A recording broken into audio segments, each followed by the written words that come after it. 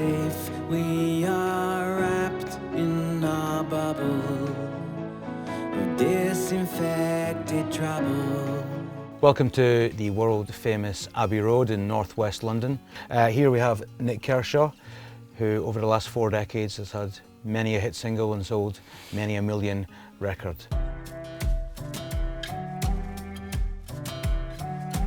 Storytelling is a consistent through line in your writing.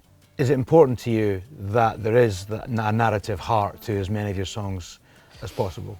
I don't set out to do that. And I don't see any harm in a bit of a nonsense lyric. One of my biggest hits was a nonsense lyric. But it usually just happens. It's kind of a natural process, and it sometimes a few words, just a few sounds or words come with the tune. The tune usually comes first, and that just suggests something. And what I've been because I get stuck, I take a long time to write lyrics. And what I ended up doing, I just wrote kind of almost automatically and just filled in the blanks, just vaguely knew what the song was about. But if it was a bit off message, it didn't really matter. Just write it, get it finished in that form, and then you go over it and change the odd word and the odd phrase and the odd thing. It's amazing what little you have to change to actually get it to make some sense. And quite often, a lot of my songs in the past, they didn't, to me, even when I'd finished them, didn't totally make sense, but they sounded right.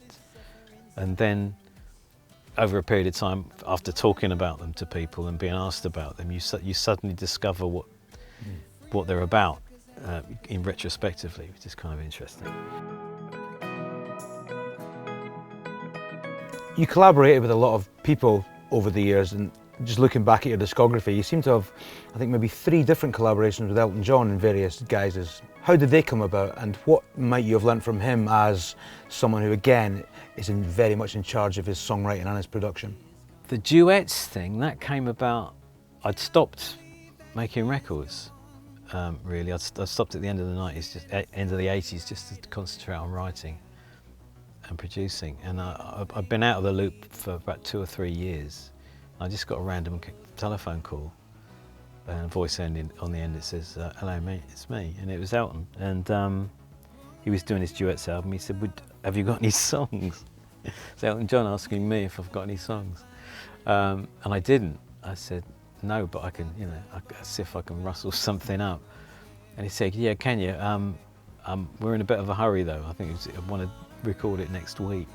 So I made 2 frantic demos, and unfortunately he liked one of them, and we recorded that for the duets album, and I ended up producing it. So actually producing Elton John, that was quite intimidating.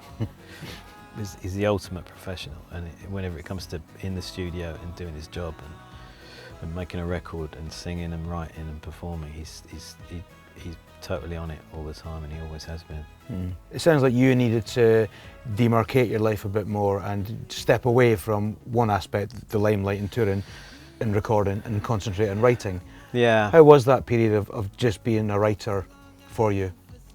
I think it was good for me in some ways, not so much in others. I mean, I didn't miss all the madness, to be honest. I kind of liked not being in the public eye. That was nice, and I liked just beavering away in the background. What I didn't like is, and it always comes down to this really, is that, as I said, I am a control freak, and I like to get my own way. And there was kind of too much collaboration going on. There was because you never get to see something through to its end, its final conclusion. Really, that was the problem. You'd write something and then it would disappear off to another producer, and another act would take it, and then you'd hear the finished product and you'd think, well, that's not what I meant at all. And also the fact that it became very limiting as well, because I end up writing a bit to formula. So I found that quite difficult and quite frustrating, and in the end I was starting to have ideas that were obviously mine, and no one else was going to sing these things. So just to get them out of my head and to kind of exorcise them, I recorded that, and that ended up being a 15 Minutes album that came out in 1999. And when I got back on the horse, I didn't really want to get back off it again. Could be time to go.